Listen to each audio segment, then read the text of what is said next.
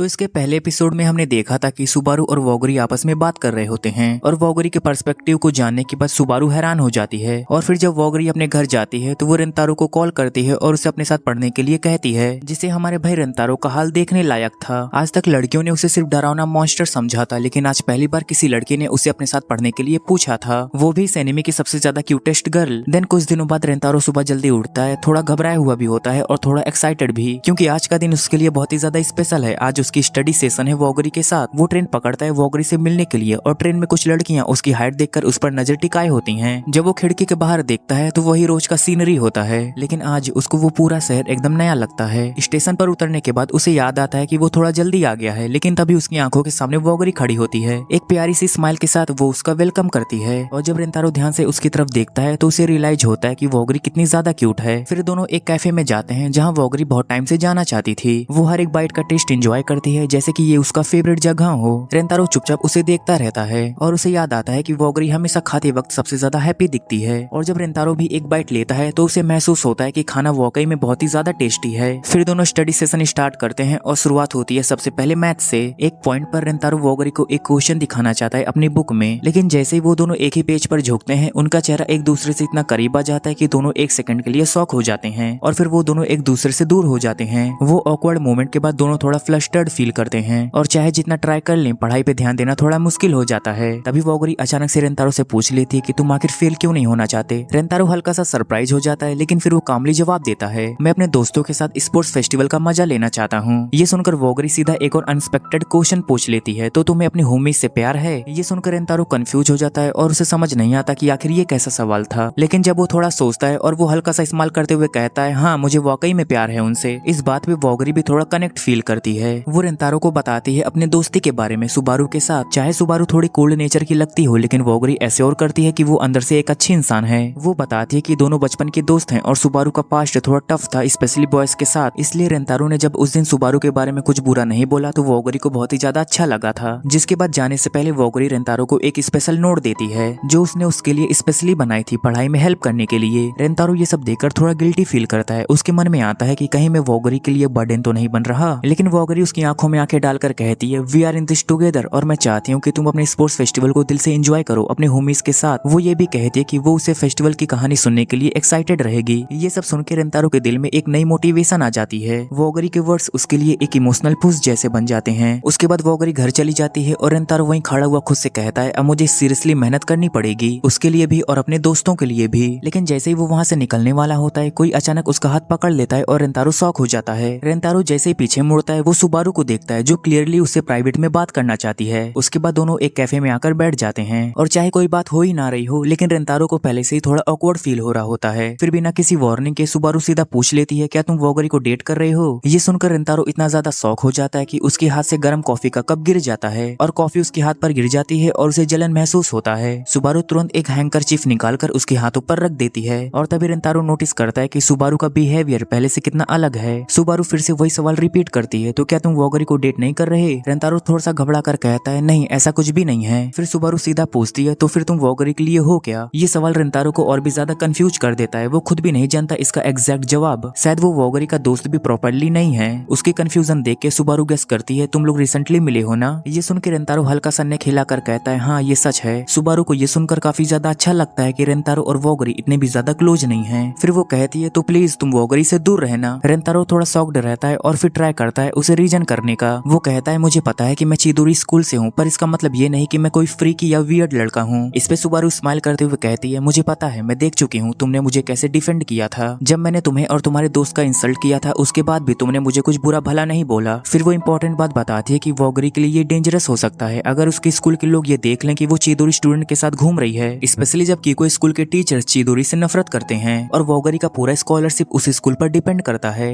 रेंतारो ये बात सुन के थोड़ा चुप हो जाता है और वो सिचुएशन को समझने की थोड़ी कोशिश करता है, लेकिन उसी वक्त एक छोटा सा स्टूपिड सा बच्चा उन दोनों के सामने गिर जाता है एकदम से, बिल्कुल रैंडम। रेंतारो तुरंत उस बच्चे को उठाने के लिए झुकता है, लेकिन सुबारू उससे पहले भी रिएक्ट करती है। वो बच्चे को जेंटली उठाती है और उसका गिरा हुआ टॉय उसे वापस देती है। वो बच्चा उसे खुशी से थैंक यू बोलता है। फिर वो मासूम सा बच्चा सुबारू को देखता है और एक्साइटेड होकर कहता है, दीदी आपका हेयर कलर तो बहुत ही ज्यादा कूल है। ये सुनते ही सुबारू एक सेकंड के लिए ब्लैंक हो जाती है। उसके चेहरे पर हल्का सा नॉस्टैल्जिक एक्सप्रेशन आ जाता है। फिर फिर वो रेंतारो की तरफ मुड़ती है और कहती है, जब मैं छोटी थी तो लोग मुझे मेरे हेयर कलर के लिए बुली करते थे। वो थोड़ा सा रुकती है और कहती है, लेकिन वोगरी वो पहली लड़की थी जिसने मुझे कॉम्प्लीमेंट दिया, और जब सब लोग मुझे बुली करते थे तो उसने मेरा साथ दिया था, और उसी दिन से वोगरी मेरी हीरो बन गई और मेरी बेस्ट फ्रेंड भी। सुबारू की आंखों में उस वक्त सिर्फ एक ही इमोशन होता है, प्रोटेक्शन का। वो क्लियरली कह देती है कि मैं कुछ भी कर सकती हूँ वोगरी को सेफ रखने के लिए, चाहे उसके लिए मुझे उसकी नफरत ही क्यों ना मिले। और फिर पूरे दिल से और पूरे ह्यूमिलिटी के साथ सुबारू रेंतारो के सामने झुक जाती है और कहती है, प्लीज वोगरी से मिलना बंद कर दो। ये बात रेंतारो को अंदर तक हिला देती है। उसके दिमाग में तुरंत उसके दोस्तों और कीको स्कूल की लड़कियां का कोल्ड वॉर याद आ जाता है, वो नफरत और वो डिस्टेंस। लेकिन वोगरी सबसे अलग है, वो रेंतारो से मिलना चाहती है और उसे समझना चाहती है, और वो उसके साथ वक्त बिताना चाहती है बिना किसी मतलब के। और इसी रीजन से रेंतारो सुबारू का रिक्वेस्ट रिजेक्ट कर देता है। भले वो इस डिसीजन के बाद खुद भी अंदर से कॉन्फ्लिक्टेड फील करता है। वो कैफे में अकेला रह जाता है और सोचता है कि शायद मैंने गलती कर दी या शायद मैं एक फूल हूँ। लेकिन एक बात उसके दिमाग में बार बार घूमती रहती है, वोगरी के चेहरे पे जो स्माइल थी वो सिर्फ मेरे सामने ही इतनी ब्राइट थी। जब वो ट्रेन से घर लौट रहा होता है तो उसके दिमाग में सिर्फ एक ही थॉट चल रहा होता है। रेंतारो कहता है, सुबारू कितनी अमेजिंग है, किसी और के लिए इतना ज्यादा केयर करना आज के टाइम में बहुत ही ज्यादा रेयर है। सुबारू के उस केयर को देख के रेंतारो के मन में थॉट आता है कि क्या मैंने कभी किसी के लिए इतना डीपली फील किया है। वो खुद से ये सवाल पूछता है, थोड़ा लॉस्ट और थोड़ा थॉटफुल होकर। तभी ट्रेन में दो लड़कियां चढ़ जाती हैं और जगह ढूंढने लगती हैं। रेंतारो उन्हें देखते ही बिना कुछ सोचे समझे अपना सीट छोड़ देता है, बिना किसी मतलब के, जैसे ये उसके लिए नॉर्मल हो। लेकिन जैसे ही वो उठता है उन लड़कियों में से एक लड़की उसे पहचान जाती है। वो लड़की कहती है, ओ तुम तो वही हो ना जिसने लाइब्रेरी में हमारे लिए सीट छोड़ दी थी।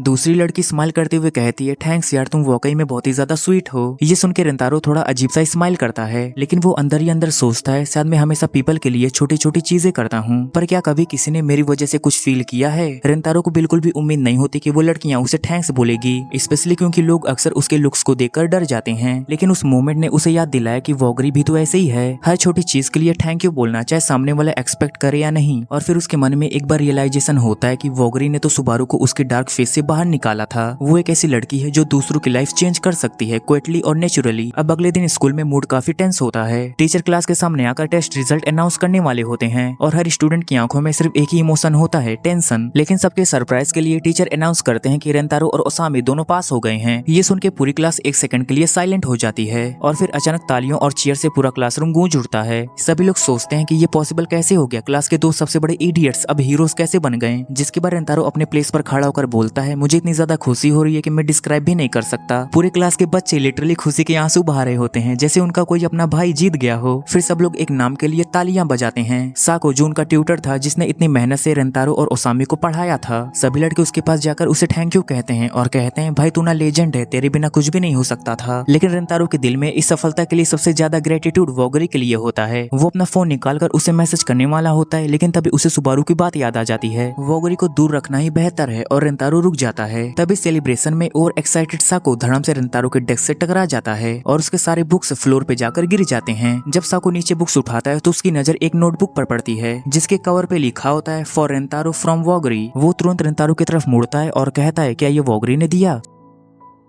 सो गाइस, इसी के साथ इस एनिमे का एपिसोड 4 यहीं पर खत्म होता है। ये वाला एपिसोड तुम्हें कैसा लगा मुझे कमेंट में जरूर बताना। इस एनिमे का एपिसोड 5 अगले वीक आने वाला है, तो मैं तुमको मिलता हूँ इसके एपिसोड 5 में। तब तक के लिए बाय। और हाँ, इस वीडियो के कमेंट सेक्शन में एक हाइप का ऑप्शन है। इस वीडियो पर जितना ज्यादा हाइप होगा, अगला एपिसोड उतना ही जल्दी आएगा।